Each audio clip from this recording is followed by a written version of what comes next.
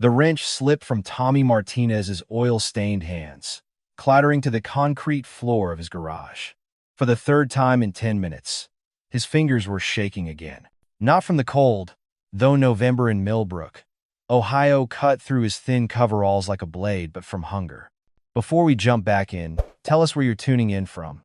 And if this story touches you, make sure you're subscribed because tomorrow, I've saved something extra special for you. He hadn't eaten since yesterday morning. Coffee and pride. That's what he'd been living on. But pride doesn't pay rent, and tomorrow was December 1st. The eviction notice was taped to his office window like a death sentence. 47 years old, and he was about to lose everything. Tommy picked up the wrench, wiped his hands on a rag that had seen better decades, and looked around at what used to be Martinez Auto Repair. His father's shop, his grandfather's before that. 3 generations of honest work, of helping neighbors, of fixing what was broken. Now it was just Tommy, alone with the ghosts and the silence. Before we dive into this story, I need you to understand something. There are moments in life when everything you are gets tested. When the world strips you down to your core and asks, who are you really? What you're about to hear isn't just about Tommy Martinez or the stranger who limped into his shop on a dying motorcycle. It's about the choice we all face when we have nothing left to give. Do we close our hearts, or do we open them wider? By the end of this story, you're going to understand why 250 bikers rode through 3 states to find one broke mechanic. And you're going to have to ask yourself, what would you have done? Where are you watching from? Drop a comment and let me know, because this story is about to prove that kindness travels farther than any motorcycle ever could. Tommy Martinez had been fighting a losing battle for 8 months. Ever since the big chain shops moved into town, customers had been disappearing. Why pay Tommy's honest prices when Megamart would change your oil for half the cost? Never mind that Tommy would spot problems before they became disasters. Never mind that he'd give you a ride home and pick you up when your car was ready. People wanted cheap, fast, convenient. They didn't want relationship. They didn't want the mechanic who remembered your daughter's name, who'd fixed your first car and your last one, who'd let you pay in installments when times were hard. The Martinez family had been fixing cars in Millbrook since 1952. Tommy's grandfather, Miguel, had started with nothing but a toolbox and a dream. He'd arrived from Mexico with calloused hands and a work ethic that could move mountains. Built the business wrench by wrench, customer by customer, earning trust in a town that didn't always welcome outsiders with open arms. His father, Carlos, had expanded it, turned 1 bay into 3, hired 2 mechanics, earned the respect of everyone in town. Carlos Martinez was the man you called when your car died on Christmas Eve, when your transmission went out the day before your daughter's wedding, when you were broke and desperate and needed someone to believe in you. Mijo, Carlos used to tell Tommy when he was small, watching his father work magic with metal and motors. We don't just fix cars. We fix people's lives. We give them back their freedom, their ability to get to work, to take care of their families. Never forget that. Tommy never had forgotten. Even now, with everything falling apart, he still approached every repair like it was someone's lifeline. Because usually, it was. And Tommy was watching it all die. The bills were stacked on his desk like accusations. Electric company threatening disconnection in 3 days. Parts suppliers demanding payment on accounts that were months overdue. The bank calling twice a day about the mortgage his father had been so proud to finally pay off, the one Tommy had been forced to refinance when the lien time started. And underneath it all, the eviction notice from his landlord, a man who decided the land was worth more as a parking lot for the new shopping center than as a place where people brought their troubles and drove away with solutions. Tommy still showed up every day at 7 a.m. sharp, just like his father had taught him. Still wore his father's coveralls with Martinez Auto stitched over the pocket in faded blue thread. Still believed that if he just worked hard enough, cared enough, was honest enough, somehow things would turn around. But believing doesn't put food on the table. Hope doesn't pay rent. And integrity doesn't mean much when you're counting your last dollars. He was down to his last $47. $47 between him and the street, between 3 generations of family legacy and becoming just another casualty of progress. Another small business that couldn't compete with corporate efficiency and rock-bottom prices. The garage felt different now, emptier. The tools that used to sing with purpose, the torque wrenches, the socket sets his grandfather had collected piece by piece, the diagnostic equipment his father had saved for years to buy, now seemed to mock him with their silence. The hydraulic lift that had raised thousands of cars sat idle, waiting for customers who weren't coming. Tommy had started talking to himself, just to fill the quiet. "Come on, Tommy," he'd mutter while cleaning the same wrench for the third time. "One more customer. Just need one more good customer. Someone who needs real work done, who appreciates quality, who remembers what honest service looks like." But good customers were like miracles these days. Rare and getting rarer. He tried everything. Advertised in the local paper until he couldn't afford the ads anymore. Dropped his prices until he was barely breaking even on parts. Stayed open later, opened earlier, worked. Weekends. Nothing helped. The corporate chains had deeper pockets, flashier signs, and the kind of marketing budgets that made his hand-lettered window signs look like artifacts from another era. His wife, Maria, had left 6 months ago. Not from lack of love, she cried when she packed her bags, but from exhaustion. From watching the man she married disappear under the weight of trying to save something that might already be lost. "I can't watch you kill yourself for this place," she'd said, her voice breaking. "Your father built this business when times were different. Maybe it's time to let it go." But how do you let go of your father's dream? How do you walk away from 3 generations of reputation, of trust, of being the place people turned when they needed help? How do you admit that everything you were raised to believe, that hard work and honesty and treating people right would always win in the end, might not be true anymore? The sound hit him first. A Harley-Davidson, but wrong. The engine was coughing, missing, struggling like a wounded animal fighting to stay alive. Tommy looked up from the carburetor he'd been rebuilding, his own, since he couldn't afford to pay anyone else to work on his increasingly unreliable truck, and listened with the trained ear of a man who'd been diagnosing engine problems since he was old enough to hold a wrench. The bike was dying. Whatever was wrong, it was bad. Terminal. The garage door was open. Had been all morning hoping someone, anyone, might stop. The November air was bitter, but Tommy couldn't afford to heat the place during the day anymore. He'd rather freeze than add another dollar to his electric bill. The Harley came into view, lurching, smoking from the exhaust, the rider hunched over the handlebars fighting to keep it moving. It was a beautiful machine, or had been once. A 1995 Heritage Softail, the kind of bike that represented decades of saving, of dreaming, of Sunday rides, and open roads and freedom. The bike made it maybe 10 feet past Tommy's bay before it shuddered once, made a sound like metal tearing, and died completely. Steam rose from the engine like the soul, leaving a body. The rider kicked down the stand and climbed off slowly, painfully. He was older, maybe 65, with the kind of weathered face that spoke of miles and years and things seen that couldn't be unseen. His leather vest was worn smooth in places, soft as skin, covered with patches Tommy recognized from his father's stories. Vietnam veteran. Purple Heart, 2 tours, and something else, patches that marked him as a member of Iron Brotherhood MC, a club Tommy had heard of but never encountered. But it was the man's pallor that made Tommy step forward immediately. Gray-white, sweating despite the cold, breathing shallow and labored like each breath was a victory he wasn't sure he'd win again. This wasn't just mechanical trouble. This was a man in serious distress.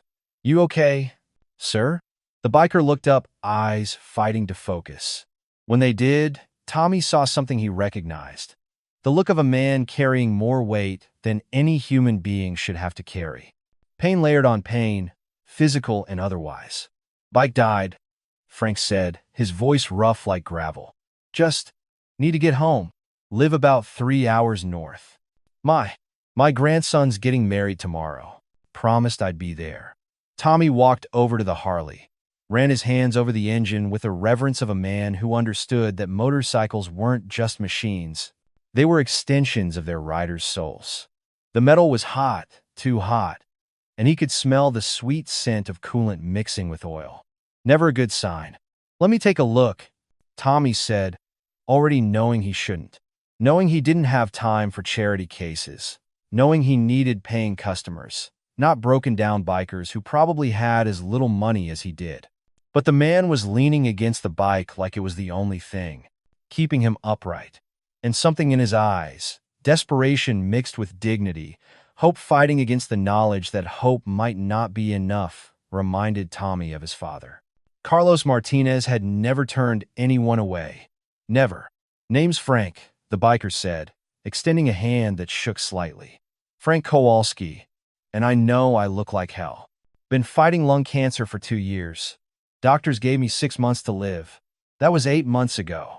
Tommy's hands stilled on the engine. Cancer. The word hit him like a physical blow, bringing back memories of his own father's final months. The way Carlos had grown smaller and grayer, until the man who'd once lifted engines with his bare hands could barely hold a coffee cup steady. "Sir, maybe you should be in a hospital instead of—" "I'm not going to make it to Christmas," Frank said quietly, matter-of-factly, like he was discussing the weather. "We both know that. Hell, I might not make it to Thanksgiving. But that boy getting married tomorrow? I raised him after his parents died in a car wreck when he was 12. He's the only family I got left. And I promised him." Frank's voice cracked, the first emotion bleeding through his stoic facade. "I promised him I'd walk him down the aisle. Give him away proper. The way his daddy would have if." The words hung in the cold air between them, like visible things, heavy with weight and love and the desperate mathematics of time running out. Tommy understood immediately. This wasn't about a motorcycle. This was about a promise made to a boy who'd lost everything. About being the father figure who shows up when it matters most. About love measured not in years, but in moments that can't be replaced. "How much?" Frank asked, reaching into his vest pocket with fingers that trembled. "For the repair. I've got maybe 200 on me, cash. Is that enough?" Tommy pulled the oil cap, looked inside the engine, and felt his heart sink. It was worse than he'd thought. Much worse. The oil was milky white, coolant in the oil system. Head gasket for sure. Probably cracked head, possibly cracked block. The kind of repair that required pulling the entire engine apart. $700 minimum. Probably closer to $1,000 if they had to machine the head or replace the block entirely. And that was assuming he could find the parts. Assuming nothing else was damaged. Assuming everything went perfectly. Tommy had $47 to his name. Frank had 200 and a grandson who needed him to show up tomorrow. The smart move, the business move, would be to tell Frank the truth. "Sorry, sir. This is too big for what you've got. Try the Harley dealer 30 miles south. Maybe they can work something out." But as Tommy looked at this dying man, this veteran who'd served his country and raised a boy who wasn't his blood, but was his son in every way that mattered, he heard his father's voice as clearly as if Carlos was standing right there in the garage. "Mijo, we don't just fix cars. We fix people's lives. Let me see what I can do," Tommy heard himself say. Tommy Martinez stared at Frank Kowalski's dying Harley and did math that refused to work. No matter how he calculated it, this repair would cost more than Frank had. More than Tommy could afford to do for free. More than a dying business hanging on by its fingernails could possibly absorb. The smart thing, the practical thing, the thing any reasonable businessman would do, would be to tell Frank the truth. "Sorry, sir. This is beyond what I can help you with. Try calling some other shops. Maybe someone can work out a payment plan." But Tommy couldn't get the words out. Because Frank had collapsed into the plastic chair Tommy kept for customers, and his breathing was getting visibly worse with each passing minute. Because this man had raised a grandson who'd lost his parents, made a promise that probably meant more than his own life, and was fighting cancer with nothing but willpower and the desperate hope of keeping his word one last time. Because sometimes the smart thing and the right thing live on different planets, and you have to choose which world you want to live in. Tommy called his parts supplier first. Joe Hendricks, a man he'd done business with for 15 years, through good times and bad. Joe had extended credit before, had been patient when payments were late, had always treated Tommy fairly. "Hey, Joe, it's Tommy Martinez. I need a favor. A big one." He explained what he needed: head gasket set, possibly head work, emergency rush delivery. Asked if Joe could front him the parts, let him pay when the job was done, when Frank paid him. The silence on the other end stretched long enough for Tommy to know the answer before Joe spoke. "Tommy, you know I like you. Your father was a good man, and you've always been straight with me. But you're already behind 3 months on your account. My boss is breathing down my neck about outstanding receivables. I can't extend any more credit. Cash only. I'm sorry." Tommy hung up and tried 2 more suppliers. Same answer, delivered with varying degrees of sympathy but identical finality. Word travels fast in small business circles. Martinez Auto was a sinking ship, and nobody wanted to get pulled under. He stood in his office, surrounded by 3 generations of family history. His grandfather's first business license framed on the wall, his father's mechanic certifications, photos of the shop in its heyday when there were 4 bays running constantly, and a waiting list of customers who trusted the Martinez name. $47. That was all he had. Not enough for parts. Not enough for anything except maybe a few more days of pretending this place still had a future. Tommy walked back out to where Frank sat slumped in the plastic chair, looking smaller and grayer than he had 5 minutes earlier. The man was fading in real time, like a photograph left too long in the sun. "What's the verdict, Doc?" Frank asked, trying to smile. Tommy opened his mouth to deliver the bad news, to explain that sometimes life doesn't care about promises or love, or doing the right thing. That sometimes the math just doesn't work out, and good people get left behind because the world has moved on to bigger, faster, cheaper. But instead, he heard himself say, "I can fix it." Frank's eyes sharpened, hope flickering like a candle in wind. "Yeah? How much we talking?" "Don't worry about it right now," Tommy said, the lie coming easier than he'd expected. "Let's just get you back on the road." What Tommy did next violated every business principle he'd ever learned. He called his cousin Miguel, who ran a salvage yard 40 miles away. Miguel owed him money, $300 from a deal they'd made 6 months ago. Tommy had never pressed for payment because family was family, and Miguel had his own struggles. "Hey, Primo, I need that money you owe me. Today, and I need you to deliver some parts." Miguel protested. He was planning to pay next month. The money was tied up. Things were tight all over. But Tommy had never called in a debt before, had never asked for anything. The family code ran deep. "It's important, Miguel. Really important." 2 hours later, Miguel arrived with a head gasket set that had seen better days but would work, and $300 in crumpled bills. It wasn't enough for a complete rebuild, but Tommy had an idea. A dangerous, probably stupid idea that would require him to cannibalize parts from other projects, to use salvage components, and pray they held together long enough to get Frank home. While Miguel unloaded the parts, Tommy pulled out his own toolbox, not the shop tools, but his personal set, the ones his father had given him when he graduated high school. He was going to need every tool he owned, and some he'd have to improvise. Frank watched from his chair as Tommy began tearing down the Harleys. "You sure about this, son? I mean, I appreciate what you're doing, but this looks like a hell of a lot of work for $200. Tommy didn't answer immediately. He was focused on removing the cylinder head, careful not to damage the warped metal that would need to be machined flat. When he finally spoke, his voice was quiet.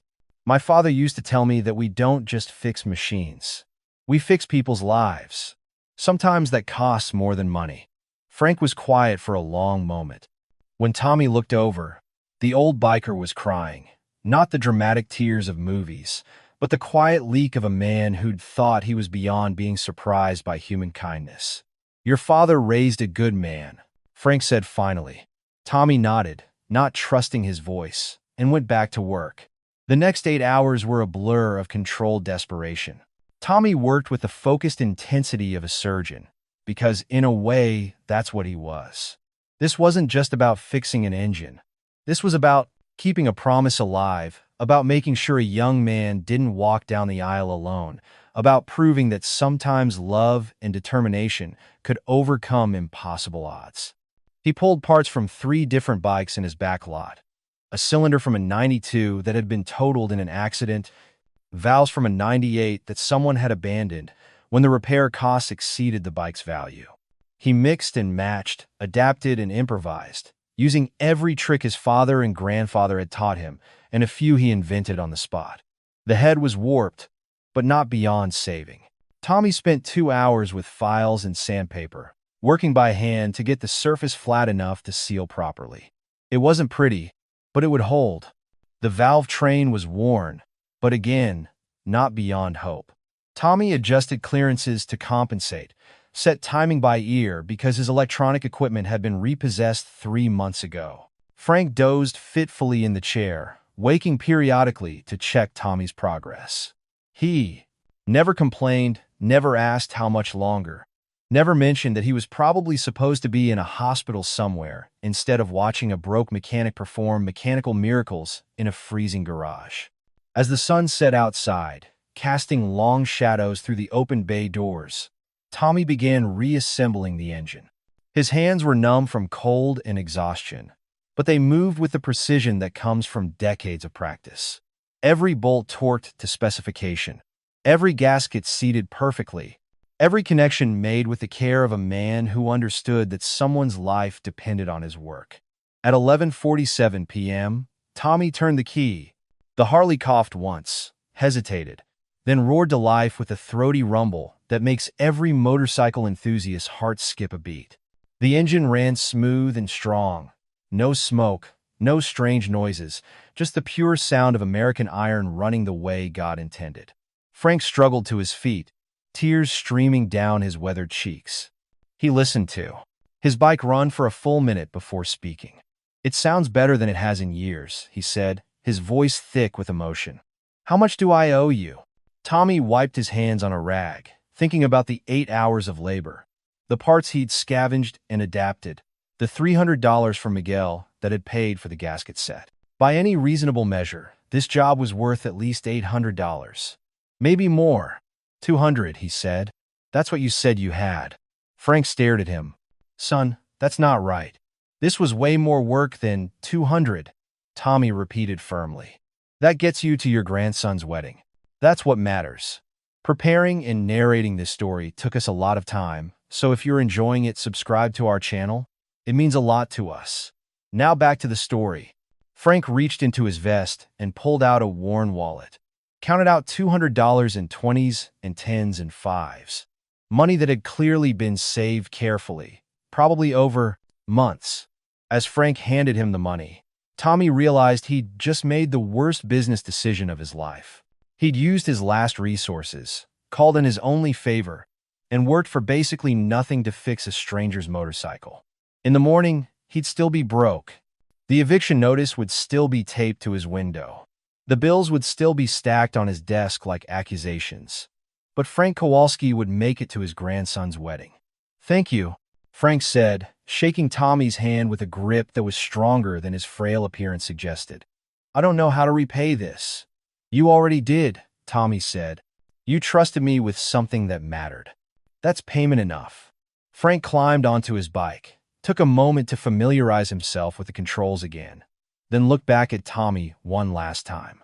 "What's your last name, son? I want to make sure I get it right when I tell people about this." "Martinez. Tommy Martinez." Frank nodded, committed the name to memory, then rode off into the night, the sound of his perfectly running Harley fading into the distance like a prayer being carried on the wind. Tommy stood in his empty garage, holding $200 that wouldn't save his business, and for the first time in months, he felt something besides despair. He felt proud. The next day was Saturday. Tommy slept until noon for the first time in months, exhausted from the marathon repair session.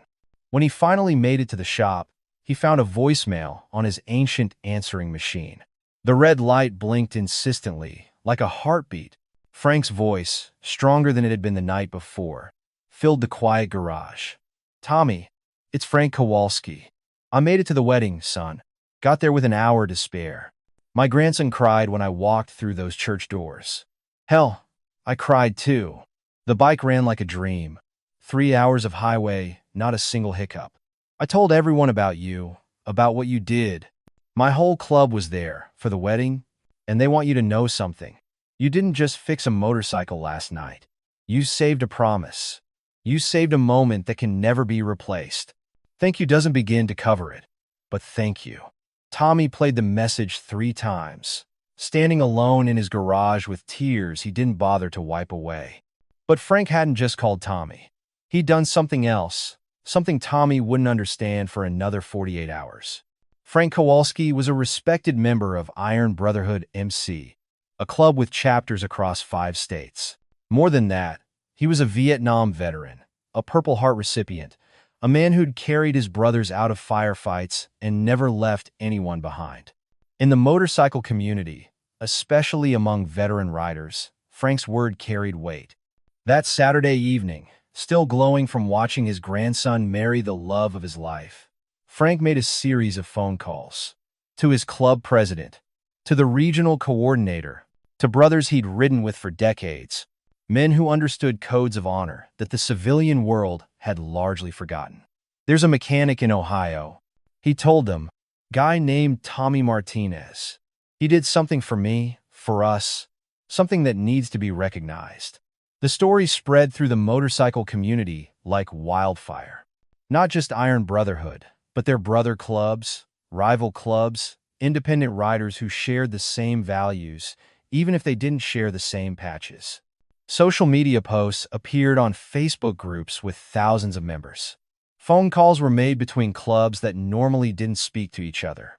By Sunday morning, bikers in Ohio, Pennsylvania, Michigan, Kentucky, and West Virginia were talking about Tommy Martinez, the mechanic who'd fixed a dying veteran's bike for practically nothing, who'd worked all night to make sure a promise was kept. Tommy knew none of this. He spent Sunday in his garage, trying to organize parts he couldn't afford to buy, cleaning tools he might have to sell, preparing for the end he could see coming like a slow-motion car wreck. Monday brought another voicemail, this one from a man with a gravelly voice and a distinctly authoritative tone. Mr. Martinez, this is Jake Morrison, president of Iron Brotherhood MC, Great Lakes Chapter. Frank Kowalski is one of ours, and he told us what you did. We'd like to talk to you. We'll be in touch. Tommy stared at the machine, wondering if he should be worried. He knew enough about motorcycle clubs to understand that their attention could be a blessing or a curse, depending on the circumstances. Tuesday brought 3 more calls. Wednesday, 5. Bikers from clubs he'd never heard of, all mentioning Frank, all expressing gratitude, all asking questions about his shop, his situation, his needs. Tommy answered honestly when they asked how business was. He didn't see the point in lying to people who seemed to value straight talk. Yes, times were tough. Yes, he was behind on bills. Yes, he might have to close soon. What he didn't know was that each conversation was being reported back to a growing network of motorcycle clubs that were planning something unprecedented, something that had never been done before in the history of organized riding. Thursday evening, exactly 72 hours after Frank had ridden away on his perfectly running Harley, Tommy was closing up shop when he heard it.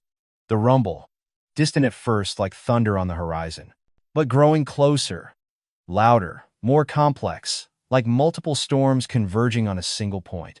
Tommy stepped outside his garage and looked down the empty street toward the sound. What he saw made him question his sanity. Motorcycles. Dozens of them. More than dozens. A river of chrome and leather and American flags, stretching as far as he could see down Highway 23. Harleys and Indians and Victories and Customs. Ridden by men and women in vests bearing patches from clubs across 5 states. Iron Brotherhood led the procession, Frank Kowalski riding, proudly in the front rank despite the fact that he probably shouldn't have been on a motorcycle at all. Behind them came Hell's Angels from 3 chapters, Mongols from Detroit, Veterans MC from Columbus, Leathernecks MC from Louisville. Independent riders who belonged to no club but lived by the same codes. They rode in perfect formation, a display of respect and discipline that would have impressed a military honor guard. As they approached Tommy's garage, the lead riders raised their right hands, and the entire procession came to a synchronized halt. The silence that followed was profound. 250 motorcycles, their engines ticking as they cooled, their riders dismounting with ceremonial precision. Tommy stood frozen in front of his garage, his mouth open, trying to process what he was seeing. This couldn't be real. This couldn't be for him. Jake Morrison stepped forward, a man in his 50s with iron gray hair and eyes that had seen too much but still held traces of hope. He removed his helmet and walked slowly toward Tommy, followed by Frank and a delegation of club officers. "Tommy Martinez?" Jake's voice carried across the sudden quiet. Tommy nodded, not trusting his voice. "We're here because of what you did for Frank, because of who you are. Because the world needs more people like you, and fewer places like this get shut down." Jake gestured to the army of bikers behind him. Every one of these riders contributed something. Money, parts, labor, connections. "We've got enough to pay off your debts, restock your parts inventory, and keep you running for the next 2 years. Minimum." Tommy's knees went weak. I don't understand."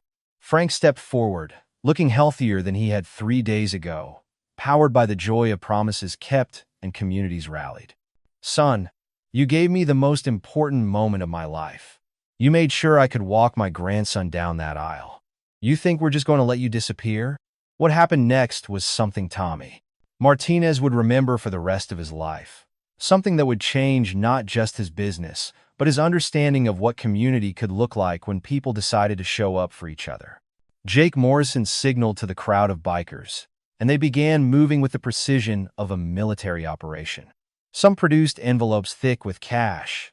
Others unloaded boxes from trailers and truck beds, parts, tools, equipment. Still others simply stood witness, their presence adding weight to the moment. "Frank told us about your situation," Jake continued, his voice carrying the authority of a man used to being listened to. "Told us you were facing eviction, that the corporate chains were pushing you out, that you were down to your last dollars when you chose to help him anyway." A woman stepped forward, maybe 45, with kind eyes and graying hair pulled back in a practical ponytail. Her vest marked her as a member of Sisters of Steel, a women's riding club. "I'm Sarah Donovan," she said, extending her hand. "My husband died 3 years ago. Left me with 2 kids and a mortgage I couldn't afford. Your father fixed my car for free the month after the funeral. Told me to pay him when I could. I never forgot that kindness. When Frank put out the call, I knew exactly where my money needed to go." One by one, they approached. Each biker had a story, a connection, a reason for being there that went beyond simple charity. A grizzled man in his 70s, patches marking him as a Korean War veteran, name's Bill Tucker. "You remind me of my uncle, who used to fix our farm equipment for trade when we couldn't afford cash."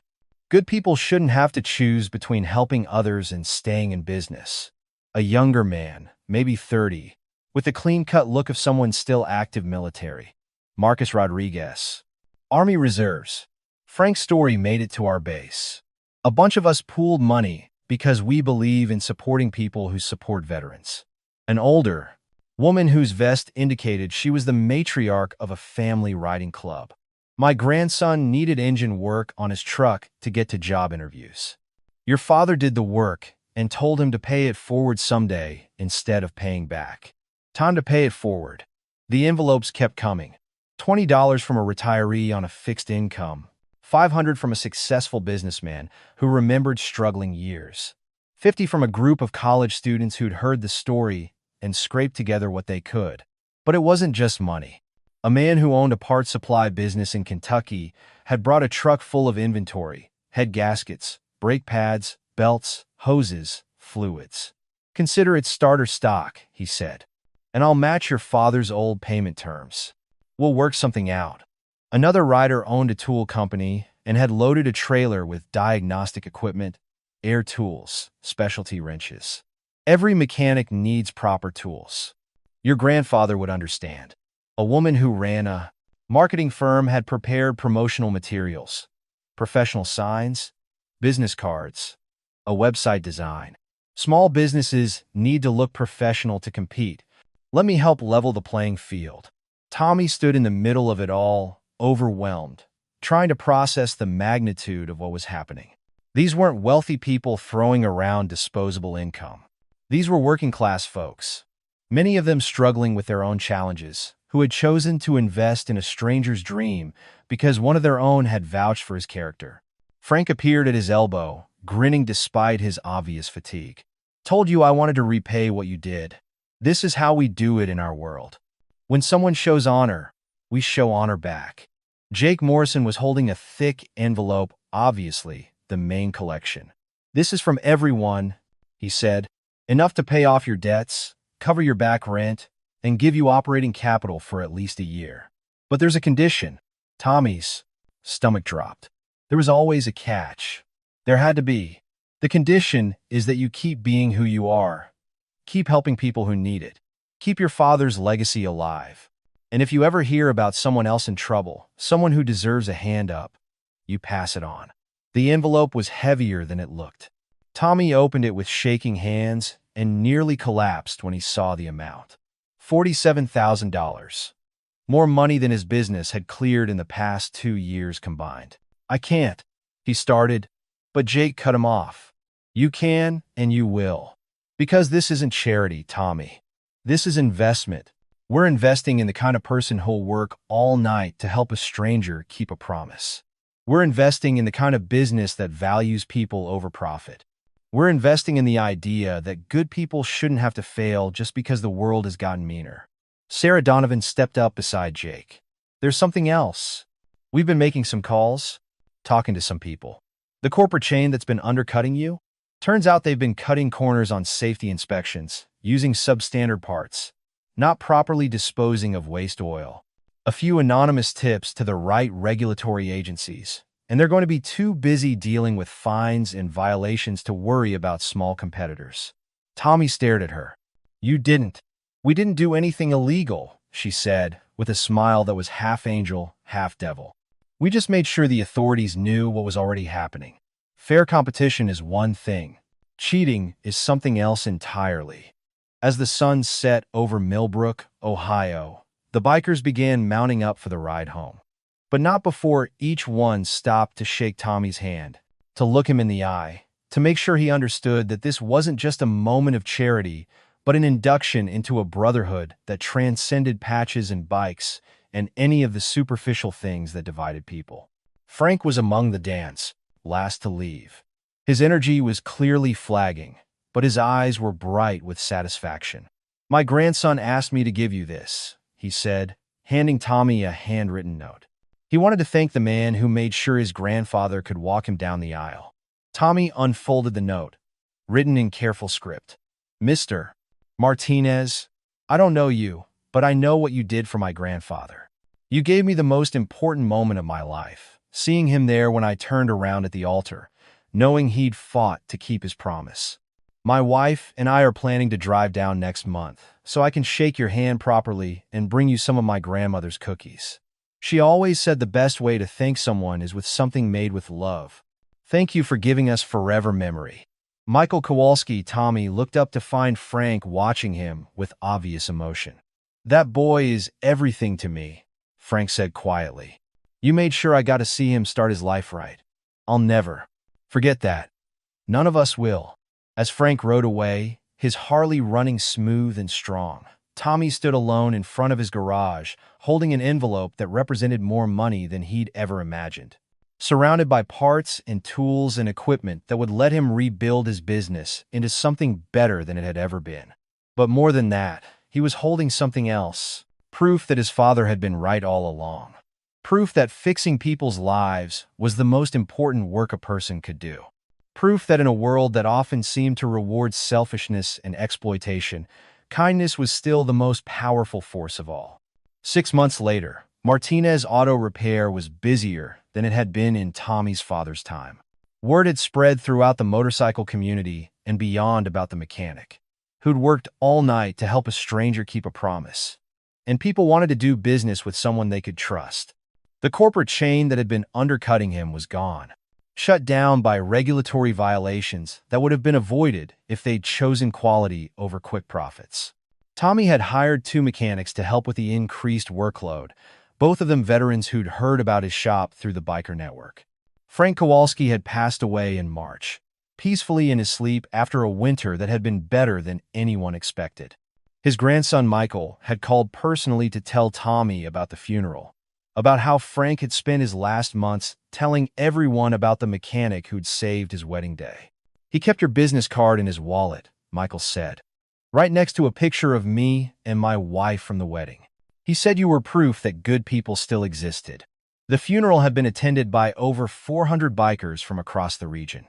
They'd ridden in formation to honor a brother who'd lived by the codes they all respected, and many of them had stopped by Tommy's shop on their way home, not because they needed work done, but because they wanted to meet the man Frank had talked about so often. Tommy had started a tradition after Frank's death. The last Friday of every month was Frank Day at Martinez Auto. Any veteran who needed work on their vehicle could get it done at cost, with payment plans available for those who needed them. It was Tommy's way of honoring Frank's memory and living up to the promise he'd made to pay kindness forward. The business was thriving, but more importantly, it had become something bigger than just a garage. It had become a community center of sorts, a place where people knew they'd be treated fairly, where a handshake still meant something, where the values that Frank and the bikers had shown Tommy were practiced every day. On a warm Saturday in May, exactly 1 year after the bikers had arrived to save his business, Tommy was working under the hood of a 1987 Camaro when he heard familiar sounds outside. Motorcycle engines, multiple bikes, but not the massive procession from before. He walked outside to see Jake Morrison and Sarah Donovan climbing off their bikes, both of them grinning. "Annual inspection," Jake announced. "Had to come see how you were doing with our investment." Tommy looked around at his bustling shop, at the two mechanics working in the bays, at the steady stream of customers who trusted him with their transportation needs. "I think you got your money's worth," he said. Sarah handed him an envelope. "Speaking of which, we've got another situation. Mechanic in Tennessee, single mother. Shop's in trouble because her ex-husband embezzled the business accounts. She's good people. Reminds us a lot of someone we know. Interested?" Tommy opened the envelope and found contact information from Maria Santos, along with a note from Jake. "Sometimes the best investment is teaching someone else how to invest." Tommy looked at his friends, because that's what they'd become, family chosen rather than born, and nodded. "When do we ride?"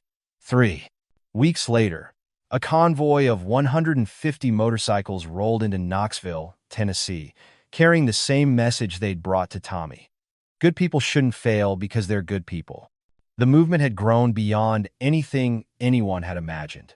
Word spread through social media, through motorcycle magazines, through veteran organizations and community groups. The Frank Network, as people had started calling it, had helped struggling mechanics in 12 states.